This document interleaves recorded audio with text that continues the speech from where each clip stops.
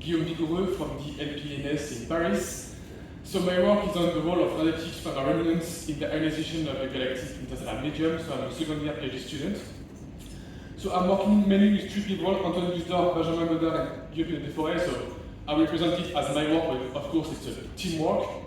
So first, I want to mention what are the role of standard remnants in the ISM. So the basic one are the dynamical roles, so the driver for the turbulence, star formation, cosmic ray creation. So those are the ones that are quite well known. There's also the thermochemical impact of standard remnants, so the transition between warm neutron medium into cold neutron medium, and also the ionization due to the creation of cosmic rays. But today we focus on another point, which is the radiative and collisional ionization due to standard remnants. So first, you may have seen that I have used the word radiative. It's not all standard remnants, it's only radiative standard remnants. But what does it mean?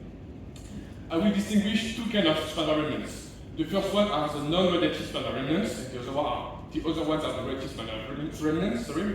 So you can also know them as adiabatic or set of Taylor standard remnants, and the other ones are also known as evolved or old standard remnants.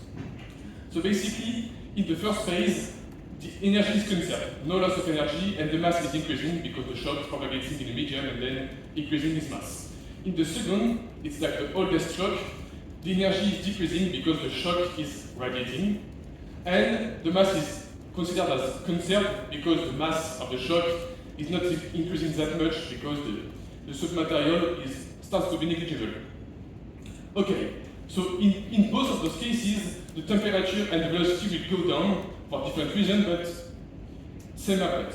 Just to give you an order of magnitude, the velocity at the beginning of the radiative phase is 150 km per second. Could be up to 200, depends on the condition of the medium.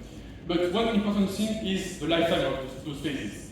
The first phases, non-radiative phases, last 50 kilometers. When the second phase, radiative phase, lasts 1 million years. Meaning that when we are speaking about standard remnants, 95% of its lifetime is during the radiative phase, and only 5% is on the non-radiative phase.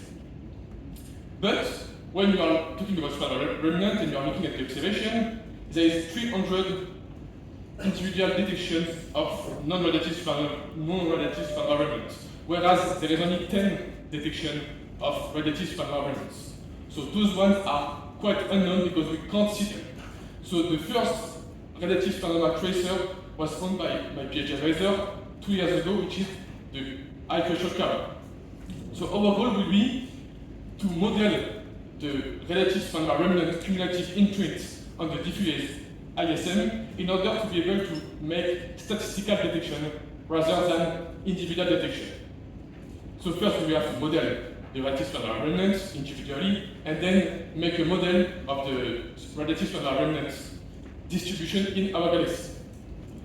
So first, this is the name of my model, Skynet, so Supernova kinetic field and galactic emission tracer. Okay, and this model is combining two submodels, so the model of the standard remnants and the model of the galaxy. I will first start with the model of the standard remnants.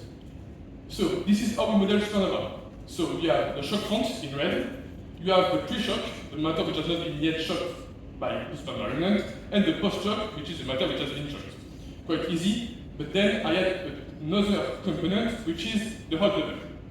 As I mentioned, non-radiative supernova remnants are non-radiative, which means that all this energy is somehow stored in this component, and at some point during the second phases, this reservoir of energy will radiate, and it will have an impact on the radiative standard remnant. So somehow this hot bubble is the old non-radiative standard remnant. Okay, so all those phases, all those components are modeled using Paris-Durham shock code. So this shock code is like 40 or 45 years, and it was first designed to model the dynamical, thermal, and chemical evolution of 1D plane parallel and steady state shocks. So this model is public, it's online, but because we are modeling not anymore shocks but standard remnants, we have to do some modification. So the first one is on the plane parallel. It's a shock, it's not at all, it's a standard remnants, it's not at all plane parallel, so we have to make it radial. The main reason is because of the size of the standard remnants. So this is climate at scale, but just to say to you, the post-shock is super thin. So it's not a big problem if you want to use plane parallel to model the post-shock region. But concerning the pre-shock region, it could have the same size as the supernova remnant on itself, meaning that you need to take into account the dilution of the photon emitted at the shock front. So that's why we need to change from plane parallel into radial. And another interesting thing is steady state. This is where you can only model radiative supernova remnants, because the non-radiative supernova remnants are not at steady state because they can't cool down. Okay, so just a few more information about how we do it. We use the KMT database, which provides us 1 million lines, around 1 million lines. We have all the atoms and ions up to the iron, and we are solving exact radiative transfer. Okay, so just to give you a bit more context about what we are doing, we have a Lagrangian frame, which means that we are considering the shock fronts to be not moving. It's the particles are entering the shock front. So you have the pre-shock. It will always be like that: pre-shock in green on your left, post-shock in blue on your right, and just be in between the shock front. So here you have a bit more precise thing. So you have still the pre-shock, the post-shock, and you are looking at the density. So basically, the density is quite constant. Then the particle enter in the shock front, and then it will be condensed. And you can see that starting from 1 particle per centimeter cube, we will finish at around between 10 and 100 particles per centimeter cube. Okay, now we can look at the temperature. So this is the same plot, but just for the temperature. And what you can see is something interesting is that radiative precursor. This is why we need to model the pre-shock and not only the post-shock. The shock front could be hot enough to ionize the matter which is not yet shocked. And so this will create a radiative precursor, and then, of course, this particle will be heated up by the collision and then will cool down by recombination. Okay, so now let's have a look on the galactic model. So our galactic model is mostly based on observation, just to say that we are all of our supernova remnants have the same mass and the same energy. We are modeling 4 arms, all the same pitch angle. Okay, this is the rate of supernova remnant, and this is the proportion of thermonuclear and core collapse supernova remnants. We also are taking into account the flaring of the galaxy. So this is an example of our Milky Way. So we are only seeing supernova remnants, so radiative supernova remnants, and this is at scale.